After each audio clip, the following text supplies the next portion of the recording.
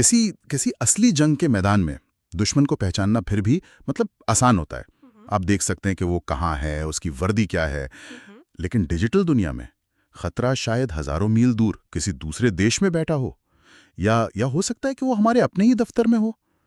आज हम इसी धुंध को साफ करने की कोशिश करेंगे। अपने नेटवर्क्स, अपने डेटा को बचाने के लिए हमें असल में लड़ना किससे है।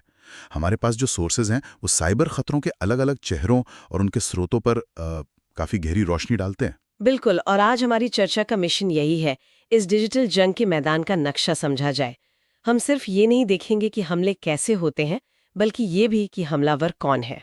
और इसके बाद हम उस फ्रेमवर्क को समझेंगे जो आर्म्ड फोर्सेस अपनी इंफॉर्मेशन की सुरक्षा के लिए इस्तेमाल करती हैं, एक बहुत ही मजबूत 3 स्तंभों वाला मॉडल। इस चर्चा के अंत तक प्रोएक्टिव और रिएक्टिव सिक्योरिटी के बीच का फर्क और people, process and technology model की अहमियत एकदम साफ हो जाएगी। चलिए तो फिर इसे खोलकर समझते हैं। एक टैक्टिकल कॉन्टेक्स्ट से शुरू करते हैं। मान लीजिए एक मिलिट्री ऑपरेटर किसी बहुत जरूरी मिशन पर है और उसे एक लॉजिस्टिक्स डेटाबेस एक्सेस करना है। लेकिन जैसे ही वो लॉगिन करता है, उसे पता चलता है कि सारा डेटा या तो बदला जा चुका है या शायद सिस्टम उसे लॉगिन ही नहीं करने दे रहा। ये तो किसी बुरे सपने जैसा है। ये साइबर थ्रेट्स असल में कितने अलग अलग तरीकों से हमला कर सकते हैं। आपने जो सिनारियो बताया वो दिखाता है कि डिजिटल दुनिया में तबाही कितनी तेजी से आ सकती है।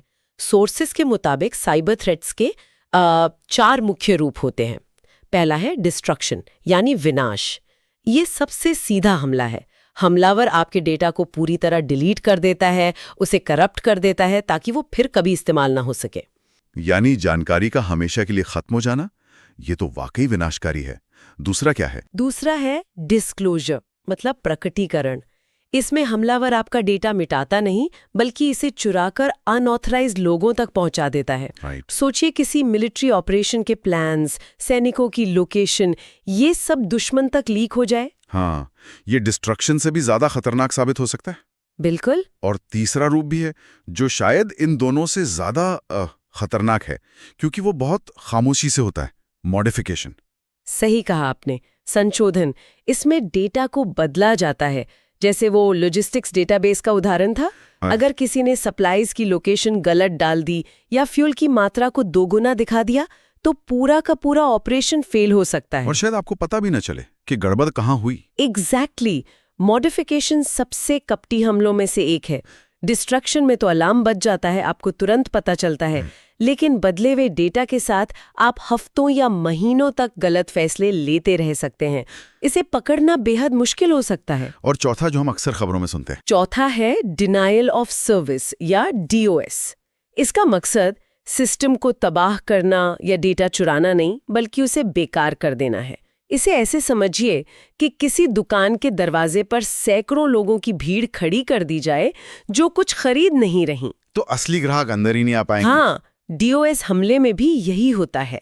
किसी वेबसाइट या सर्वर पर इतना ज्यादा फेक ट्रैफिक भेजा जाता है कि वो ओवरलोड होकर क्रैश हो जाता है। तो ये 4 तरह के हमले हो गए: डेटा मिटाना, लीक करना, बदलना या उसे जैम कर देना। ये तो समझ में आता है कि कोई बाहरी दुश्मन, कोई हैकर ऐसा करेगा। लेकिन सोर्सेज में एक बहुत चौंकाने वाली बात लिखी है कि अक्सर हमलावर बाहर से नहीं आता। हाँ, और यहीं पर बात बहुत दिलचस्प हो जाती है।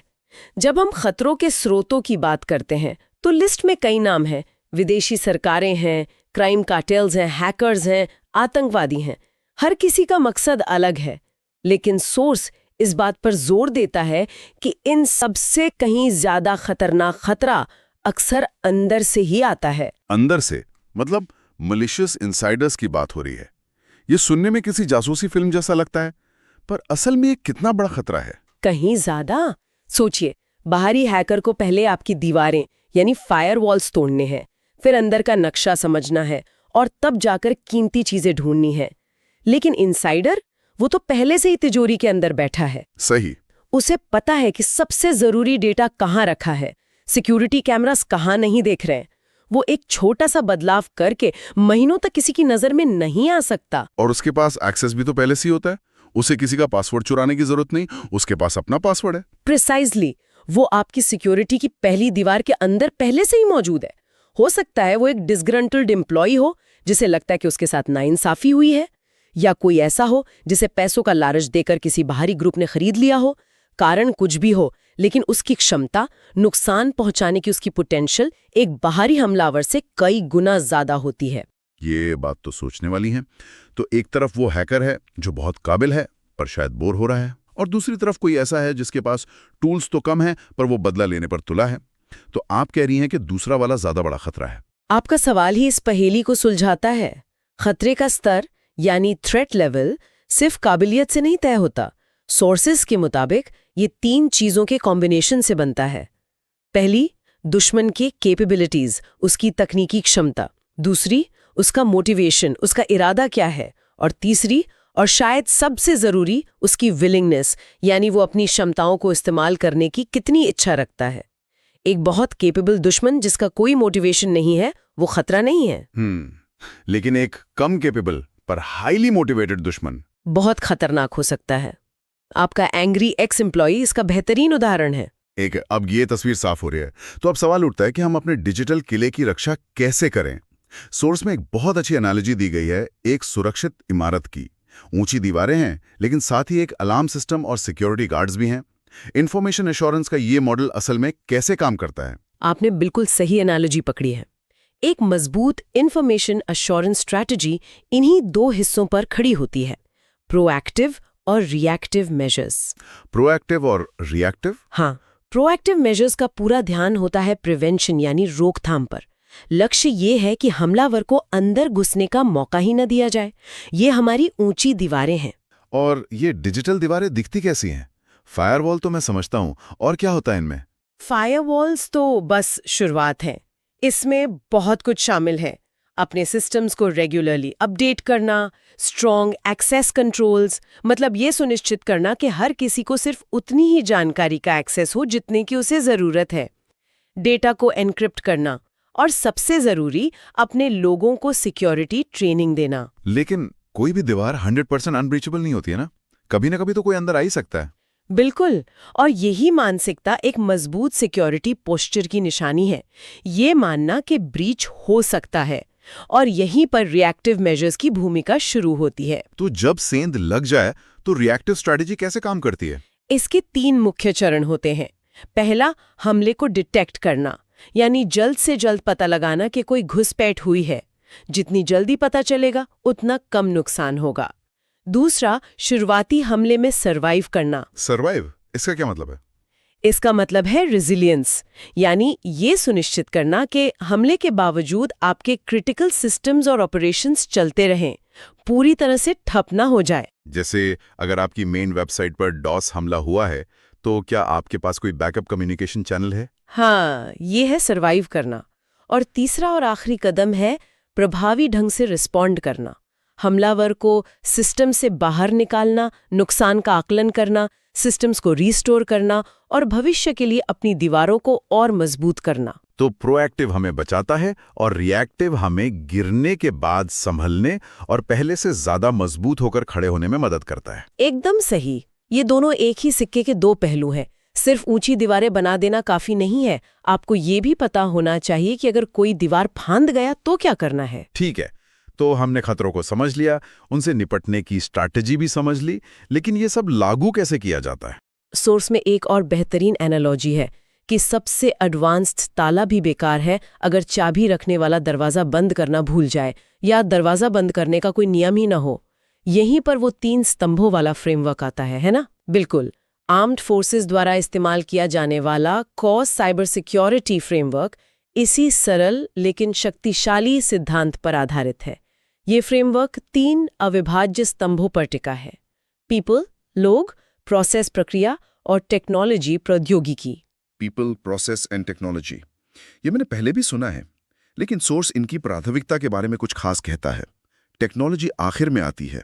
आज के दौर में जब हम AI पावर्ड सिक्योरिटी की बातें कर रहे हैं, तो फोकस लोगों पर पहले क्यों?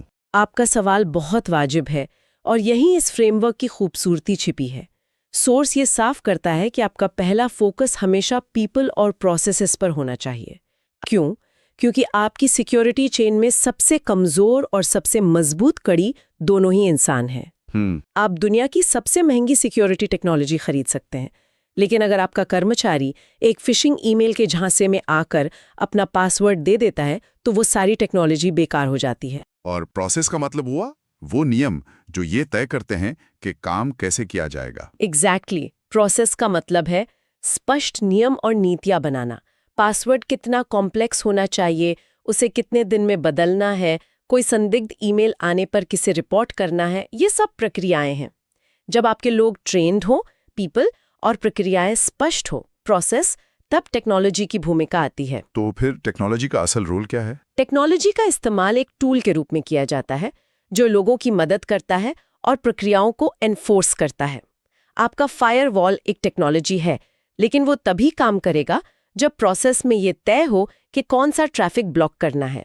टेक्नोलॉजी प्रोसेस को ऑटोमेट करती है और लोगों की गलतियों की गुंजाइश को कम करती है, पर उनकी जगह नहीं ले सकती। मुझे याद है एक बार मैंने पढ़ा था कि एक बहुत बड़ी कंपनी में सिक्योरिटी ऑडिट हुआ और पता चला कि सबसे कॉमन पासवर्ड 123 था।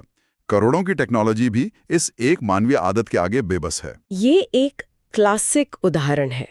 असली मजबूती यानी रेजिलियंस तभी आती है जब ये तीनों पीपल, प्रोसेस और टेक्नोलॉजी मिलकर एक साथ काम करते हैं। अगर कोई कर्मचारी अपना पासवर्ड एक स्टिकी नोट पर लिखकर मॉनिटर पर चिपका दे तो दुनिया का सबसे महंगा फायरवॉल भी बेकार है। ये तो बिल्कुल साफ हो गया। तो आज की हमारी चर्चा को अगर समेटना हो, हमने साइबर खतरों के 4 प्रमुख रूपों को समझा: डिस्ट्रक्शन, डिस्क्लोजर, मॉडिफिकेशन और डिनायल ऑफ सर्विस। और हमने ये भी सीखा कि हमलावर सिर्फ बाहरी नहीं होता। सही। सबसे खतरनाक खतरों में से एक मलिशियस इनसाइडर भी हो सकता है। बिल्कुल। और इन खतरों से लड़ने के लिए दोहरी रणनीति है। प्रोएक्टिव मेजर्स जो हमलों को रोकने की कोशिश करते हैं, और रिएक्टिव मेजर्स जो सेंध लगने की स्थिति में हमें संभलने और जवाब देने के लिए तैयार करते हैं। और इन सब की नींव वो कोई फैंसी टेक्नोलॉजी नहीं, बल्कि पीपल, प्रोसेस और टेक्नोलॉजी का एक मजबूत ढांचा है जो एक साथ काम करता है। वो इस पूरी चर्चा के बाद हमारे सुनने वालों के लिए एक सवाल छोड़ते हैं। अंतिम विचार ये है, अगर किसी संगठन के पास सबसे एडवांस्ड फायरवॉल्स और सबसे मजबूत इंक्रिप्शन टेक्नोलॉजी है तो भी वो खतरों के प्रति अत्यधिक असुरक्षित यानी वल्नरेबल क्यों हो सकता है अगर उसके पीपल और प्रोसेस वाले स्तंभों को नजरअंदाज कर दिया जाए? ये सवाल साइबर सुरक्षा में मानवीय तत्व के असली महत्व को उजागर करता है। असली सुरक्षा टेक्नोलॉजी में नहीं, बल्कि उसे इस्तेमाल करने वाले लोगों की जागरूकता और अनुशासन में छिपी है।